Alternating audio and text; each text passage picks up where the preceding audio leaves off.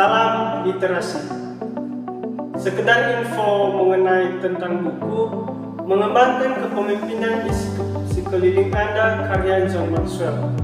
Latar belakang buku ini tercipta pada tahun 1995 oleh John Maxwell yang bertujuan buku ini agar supaya pembaca dan orang-orang bisa menjadi motivasi dan bekal dengan buku ini tercipta.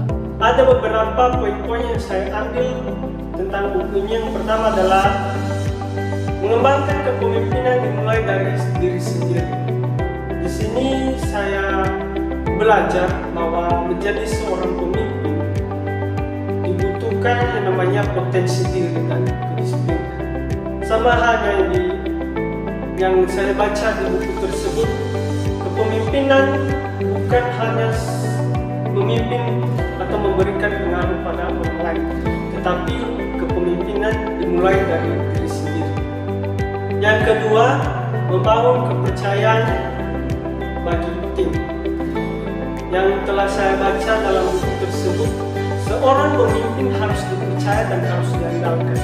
Mungkin dalam sebuah tim itu tidak akan namanya tercapai suatu tujuan atau suatu perkembangan tanpa seorang pemimpin yang dipercaya. Mungkin pemimpin itu harus dipercaya dan harus diandalkan. Yang ketiga, membangun hubungan antar tim.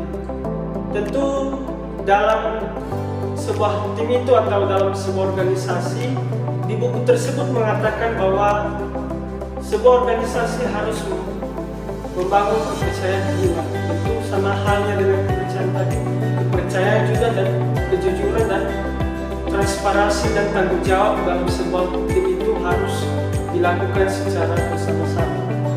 Dalam hal tersebut, pemimpin juga harus memonitor seorang calon pemimpin atau anggota tim untuk bisa berusaha membangun hubungan terbaik bagi sebuah tim tersebut. Poin yang keempat yang saya ambil dari buku mengembangkan kepemimpinan di sekeliling Anda, yaitu memberdayakan kemampuan calon pemimpin. Tentu dalam sebuah organisasi tersebut tentu hanya ada namanya anggota tim.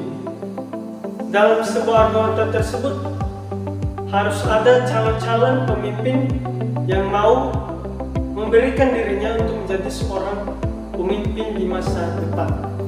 Dalam hal ini kita seorang pemimpin yang sudah berpengalaman tentu harus mendukung upaya tersebut supaya kemampuan dari calon pemimpin tersebut bisa bertambah atau bisa jadinya nanti menjadi seorang pemimpin kelak.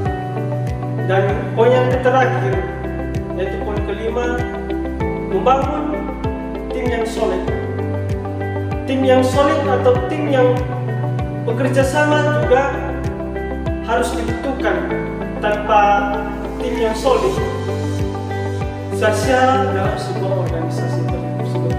Maka dalam sebuah organisasi, pemimpin harus bersikeras untuk memberikan kemampuan terbaiknya supaya dalam sebuah organisasi tersebut terbentuk dan organisasi tersebut lancar. Itu yang disebut dengan tim yang solid.